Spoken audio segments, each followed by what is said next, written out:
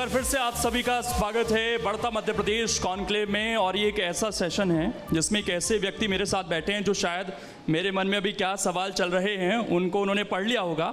अब जवाब क्या आते हैं तो देखने वाली बात होगी। बागेश्वर धाम के पीठाधीश्वर धीरेन्द्र कृष्ण शास्त्री जी इस वक्त हमारे साथ हैं, जो बिना बताए लोगों की समस्या को पेपर पर लिख देते हैं और उसका फिर सॉल्यूशन देने की कोशिश भी करते हैं। बहुत बहुत स्वागत है शास्त्री जी आपका। शास्त्री जी महज 26-27 साल की उम्र और लाखों फॉलोअर्स, इसे कैसे देखते हैं? कभी एहसास हुआ था कि इतनी कम उम्र में इतनी फैन फॉलोइंग हो जाएगी, इतने भक्तगण हो जाएंगे आपके और उनकी समस्या का निदान कर रहे होंगे आप? जय श्री राम, जय बागेश्वर धाम की। इन सब पर कृपा, ईश्वरीय कृपा होती है। हम आप कोई नहीं होते हैं जो चुन सकें कि हमें कौन सा कार्य करना है। ईश्वर पहले से चुनता है कि किससे क्या कार्य करवाना है। तो ये बालाजी की कृपा और साथ में हमारे दादा गुरु का आशीर्वाद। तो बालाजी की कृपा से एक ब्राह्मण परिवार में दास का जन्म हुआ, तो वहाँ से यह परंपरा पर दरबार की, कथा की, आदि की प्रारंभ हुई। फिर दादा गुरु ने हाथ पकड़ करके बालाजी के चरणों में लगा दिया, तो निरंतर मानव सेवा में लगे हुए हैं। तो हमें लग रहा कि ये किसी व्यक्ति की सोच से ये कार्य निश्चित नहीं होता, ईश्वर स्वयं निश्चित इसको करके भेजता है कि किससे क्या करवाना है। अभी बहुत सारी चीज़ें मन में चल रही होगी, इतने सारे लोग सामने बैठे हैं आपके। कभी नहीं, अब आदत हो गई। अच्छा, इससे ज़्यादा की आदत हो गई है वैसे। ज़्यादा की आदत हो गई तो कम है। लेकिन लगा 2 साल में एक बहुत बड़ा बदलाव आ गया। आप कहते हैं कि एक अभाव का जीवन था, प्रभाव का जीवन है। कैसे देखते हैं इसको? और कोरोना के टाइम से सोशल मीडिया आते ही एकदम आप बहुत तेज़ी से वायरल हुए हैं।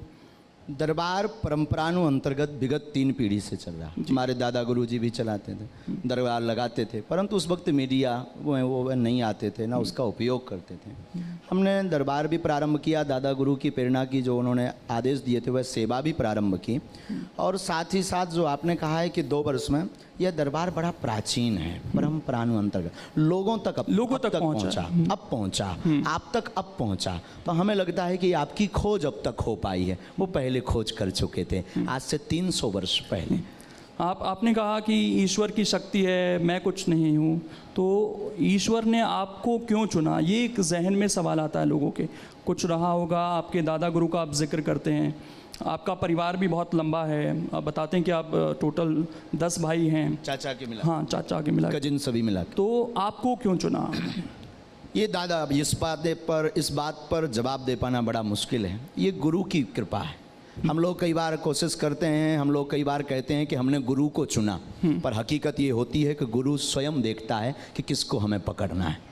तो 10 भाइयों में गुरुदेव ने हमें पकड़ा, ये हमारा सौभाग्य है। अब इसका जवाब हमसे बेहतर तो हमारे दादा गुरुजी दे सकते थे, लेकिन उनका शरीर तो नहीं है, पर सूक्ष्म रूप में उनके संस्कार हमारे पास हैं। लेकिन इसका जवाब हम यही देंगे कि गुरु की विलक्षण सोच थी, गुरु की कृपा थी, और शिष्य के पास तो सिर्फ समर्पण के अलावा कुछ नहीं बचता, वो हमारे जीवन में है। तो ये जो अभाव से प्रभाव तक की जर्नी रही है, सोचा था कभी ऐसा, इस तरह की चीज़? सौभाग्य है। हाँ। अभाव का जीवन बड़ा सौभाग्य। अभाव नहीं होता तो शायद आज हम प्रतिदिन अन्नपूर्णा भंडारा का क्रम नहीं प्रारंभ कर पाते। अभाव नहीं होता तो हम अपने जीवन में गरीब बेटियों का विवाह नहीं करवा पाते। तो हमारे लिए सौभाग्य। और लाखों लोग भारत में ऐसे हैं जो अभाव से जीवन जी करके, यहाँ पर भी अनेक लोग ऐसे बैठे हैं जो अभाव की ज़िंदगी जी करके अनेक उच्च पदों पर पहुँचते हैं। हमारे लिए ये वरदान प्राप्त है कि अभाव रहा तो हम आज लोगों की पीड़ा को समझ पा रहे हैं। लेकिन एक चीज़ आप खुद कहते हैं हमेशा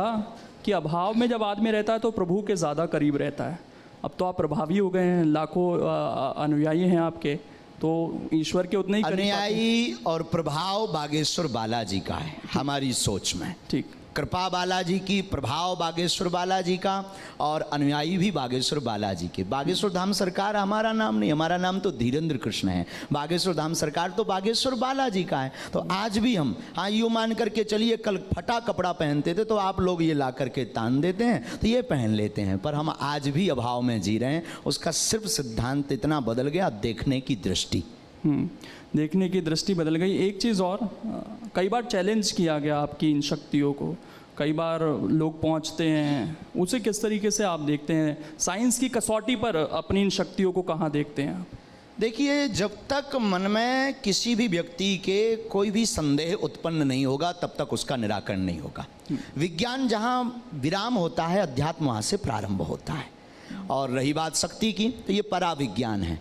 आदिकाल से ऐसे लोग चले आए हैं जिन्होंने भगवान पर, भगवान की शक्ति पर अनेक बार उन्होंने देखना चाहा, परखना चाहा, उसके कसौटी पर कसना चाहा, पर शक्ति शक्ति होती है। और हमारी दृष्टि में जो भी आता है हमें सब स्वीकार है। कृपा करवाने वाले बालाजी हैं, वो अपने आप नतमस्तक करवा देते हैं। उन लोगों को कुछ कहना चाहेंगे जो कहते हैं कि नहीं, ये तो माइंड रीडिंग है, केवल आप भूतकाल बता सकते हैं लेकिन कोई भविष्य काल या किसी की समस्याओं का निदान कोई नहीं कर सकता, जो लिखा है उसका वो लिखा है। बहुत सुंदर प्रश्न है, बहुत अच्छी बात है। इस पर बहुत लोगों के मन में तर्क रहते हैं। इस पर हम जवाब यह देना चाहते हैं कि कोई शक्ति होती या नहीं, इसका प्रत्यक्ष प्रमाण तो बागेश्वर बालाजी दरबार है।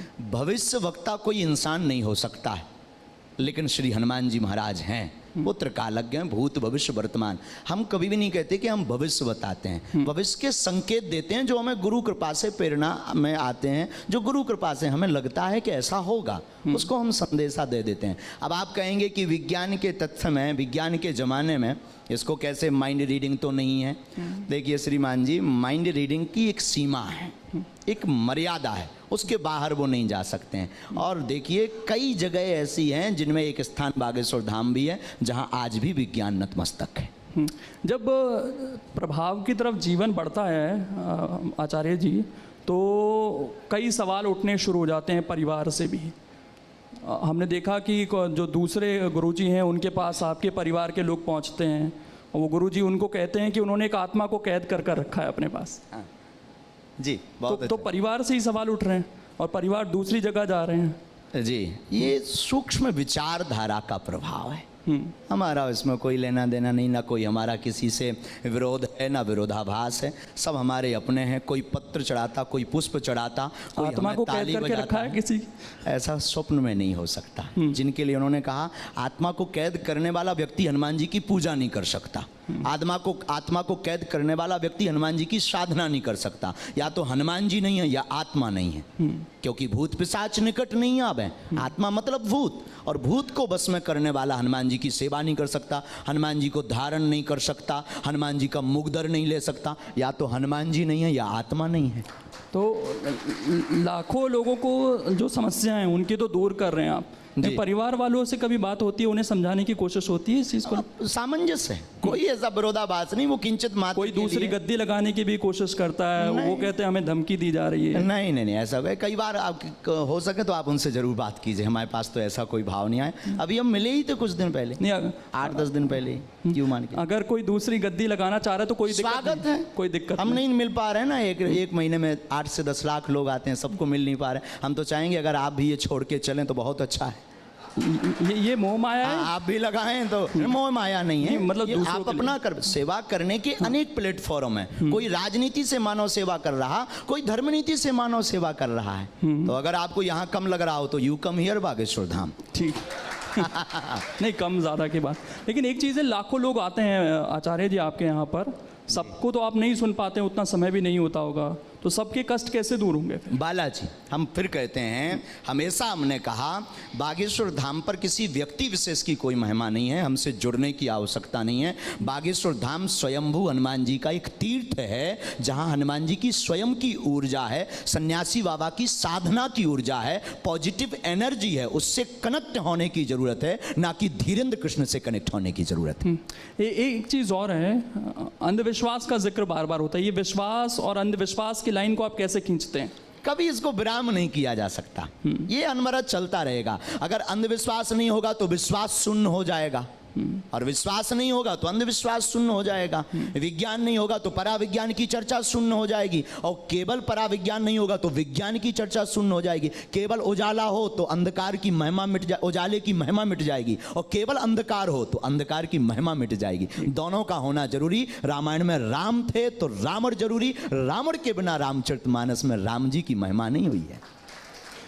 जितने आचार्य हैं, संत हैं, वो हमेशा ये कहते हैं कि भगवान को मानिए, उनसे कभी मांगिए मत, उनके प्रति समर्पित हो जाइए। लेकिन अगर इंसान भगवान के प्रति समर्पित हो गया सर बाबा जी, तो आपके पास तो नहीं आएगा, वो आपके पास तो समस्या लेकर ही आता है। हम भी यही चाहते हैं कि सब ईश्वर से समर्पित हों, हम भी अंधविश्वास के खिलाफ मोर्चा खोलें। दरबार लगाने का ध्येय और सिद्धांत यही है कि इंसान कतई भगवान नहीं हो सकता। तमाम जो संत हैं वो ये कोशिश कर रहे हैं कि भाई आदमी खुश रहे, तमाम मोह माया से ऊपर आए, भगवान के प्रति समर्पित हो जाए, लेकिन हो नहीं पा रहा। आपके पास जो आते हैं वो ज़्यादातर दुखी लोग ही आते हैं। हाँ, आना भी चाहिए, स्वागत है उनका। हमारी दृष्टि में अब महापुरुषों की बात अलग है, संतों की बात अलग है। संत जो कह रहे हैं वो बहुत ऊंचा ज्ञान है, बहुत अद्भुत ज्ञान है। उस ज्ञान में हमारे जैसे लोग तो पढ़ पाना बड़ा मुश्किल है। हम यही कहेंगे आप जहाँ हैं, जो कर रहे हैं उसी में आप ये मानिए कि चलिए कि ईश्वर की कृपा है, बस उनको भजना, उनको धन्यवाद देना बंद मत करिए। एक चीज़ और, सोशल मीडिया का मैंने जिक्र किया शुरू में कि बहुत अब लोग आपसे वहाँ पर जुड़ रहे हैं। 1-2 साल में और ज़्यादा ये संख्या बढ़ी है, लेकिन एक चीज़ ये भी कही जाती है आपके बारे में कि आपको भी पता चल गया है कि सोशल मीडिया पर बने कैसे रहना, और इसके लिए आप एक से एक बयान देते रहते हैं। आप लोगों को कहते हैं कि बुलडोज़र खरीद लीजिए घर में। हमारा न्यूज़ में बने रहने के लिए कोई भी बयान नहीं है, ना हम कभी ये चाहते हैं कि हम फ्रेम में बने रहें या टीवी में बने रहें। बुलडोजर वाले बयान का अगर आप जिक्र कर रहे हैं तो देखिए हमारा वह बयान एकदम अहिंसक था, अहिंसक।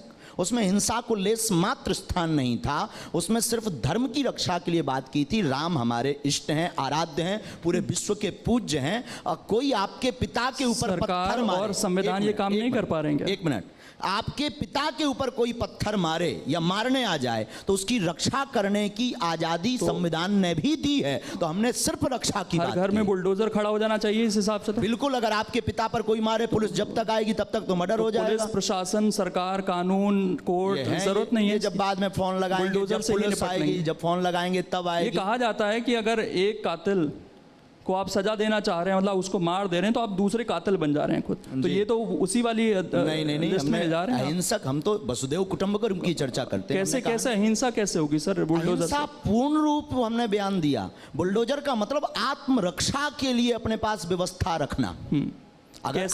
तो अगर आपको दिक्कत है कि आपको डर है तो आप क्रेन रख लो। वो भड़काऊ कैटेगरी में नहीं लगा आपको बयान? बिल्कुल नहीं। हिंसा अगर अपनी रक्षा के लिए अगर बुलडोजर रखना अगर जो है भड़काऊ है तो आपको लग रहा है कि अभी ये होते रहना चाहिए। ये समाज अब ऐसा हो गया है कि यहाँ पर जरूरत आन पड़ी है कि भाई हमें बुलडोजर रखना पड़ेगा, हमें अपनी आत्मरक्षा खुद करनी पड़ेगी। इस तरह का समाज आप मान रहे हैं? आदिकाल हमारे भारत वर्ष में तो ये कहा जाता है शांति प्रिय देश। तो फिर माननीय प्रधानमंत्री जी आत्मनिर्भर की बात क्यों कर रहे हैं? नहीं तो वो आत्मनिर्भरता अलग है ना। अगर वो कह रहे हैं आत्मनिर्भर बनो तो हम भी रक्षा के लिए आत्मनिर्भर बन रहे हैं। तो फिर इंसान खुद पुलिस बन जाए, ये कहना चाह रहे हैं? इंसान पुलिस नहीं, कानून को हाथ में नहीं लेना। आत्मरक्षा के लिए कोई भी वस्तु रखना। ये गन क्यों दी जाती है?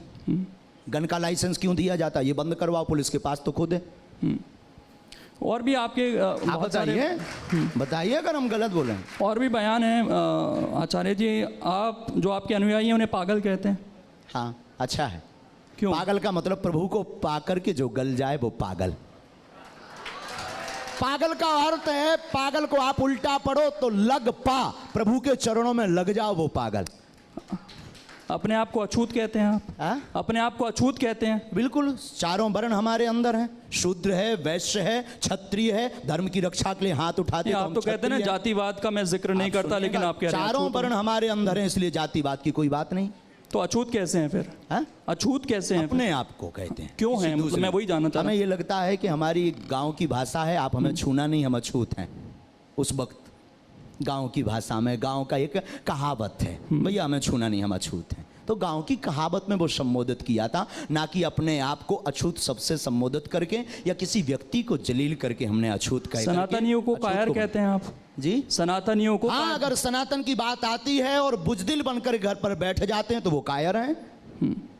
राम की बात आती है और राम के लिए जबान नहीं उठती, संतों की बात आती है, धर्म की बात आती, और अगर कोई बाहर नहीं उठता, मुंह नहीं खोलता, अपनी वाणी नहीं खोलता, तो वो बिल्कुल कायर हैं प्यारे। तो ऐसा क्यों लग रहा है कि समाज कायर होता जा रहा है हमारा, और आपको इस तरह की बात क्या नहीं पड़ रही? जग भी बहुत रहे हैं। हाँ। जग भी तो रहे हमारे जैसे। जगाने से तात्पर्य क्या है आपका? किस तरीके से जगाना चाहते हैं? एकता। क्यों? आप कहते हैं मैं जाति नहीं मानता, मैं धर्म नहीं मानता, तो आप इंसान को एक कीजिए ना। आप वहाँ सनातन ही जोड़ देते हैं। सनातन का मतलब कोई पर्टिकुलर धर्म नहीं, समानातन का मतलब बौद्ध धर्म जिसमें बसो सारे धर्मों को एक करना चाहते हैं। पूरी बात, वसुदेव कुटुंबकम की चर्चा। हम उस सनातन धर्म की बात कर रहे हैं जिसके मंदिरों से आवाज निकलती है विश्व का कल्याण हो, विश्व में शांति हो, प्राणियों में सद्भावना हो। और जो इस चीज को नहीं मानते वो दूसरे धर्म को मानते हो। अगर वो नहीं मानते तो वो मानव है नहीं है, मानव समाज में रहने के लायक। दूसरे धर्म की बात कर रहा हूँ मैं सर, जो वो अपना पालन धर्म हमारे हैं, सब धर्म हमारे हैं, जिसमें मानवता सबसे पहले हमारा उद्देश्य है मानवता। तो एकता की जरूरत क्यों है? समाज बिखर रहा है क्या आपकी नजर में? बहुत ज्यादा जातिवाद के नाम पर रोटियां सेकी जा रही हैं श्रीमान। आपको न्यूज नहीं पढ़ रहे आप? नहीं, न्यूज तो कुछ जगह की आती हैं, उससे पूरे समाज को हम ताना बाना बिगाड़ने का काम कर रहे हैं। समाजों को एक करना जरूरी है। आप भी न्यूज चलाइए ये काट कर हमारी अलग से। मतलब ताना बाना बिगड़ गया है समाज का। कौन बिगाड़ रहा है समाज का ताना बाना? अब आपकी नजर पर कह दें? नहीं, कह दीजिए, जब उसको भी चला देंगे काट कर। अरे साहब इतने ज्यादा भी नहीं। नहीं चला देंगे, आप बोले कौन बिगाड़ रहा है ताना बाना? जिसको एकता की जरूरत पड़ रही है। श्री गणेश हम आप कर रहे हैं, श्री गणेश हम आप हम बिगाड़ रहे हैं। अच्छा, आप और हम दोनों। तो वही तो मैं कह रहा था कि भड़काने वाली बात है क्या आपके बयानों से, जिससे ताना बाना बिगड़े? नहीं, हम एकता की चर्चा करते हैं। आज भी कह रहे हैं हम मानववादी हैं। सबसे पहले कोई हमसे परिचय पूछे तो हम सबसे पहले मानव हैं, फिर सनातनी हिंदू हैं, तीसरा हम हिंदुस्तानी हैं। ये हमारा सौभाग्य। चलिए आखिर में मैं गुरुजी, आज का युवा जिसको आप एक करने की बात कह रहे हैं, उसके लिए क्या कहना चाहेंगे जल्दी से? सभी युवाओं को हम यही कहना चाहेंगे कि मानव धर्म सबसे बड़ा धर्म है और सनातन धर्म एक ऐसा धर्म है जो सबको स्वीकार करता है। सभी युवाओं से कहना है माता पिता और गुरु की बातों पर चलते रहिए, सनातन धर्म का अनुकरण करते रहिए, भारत एकता की ओर बढ़े ताकि अनेकता में, जातिवाद में ना बटे और सनातन का उत्थान हो, भारत का उत्थान हो, भारत विश्व गुरु बने। बहुत बहुत शुक्रिया आपका आचार्य जी जुड़ने के लिए। तो बहुत ही अच्छी तरीके से इन्होंने तमाम सवालों का जवाब दिया है। इस सेशन में जुड़ने के लिए बहुत बहुत धन्यवाद आप सभी का।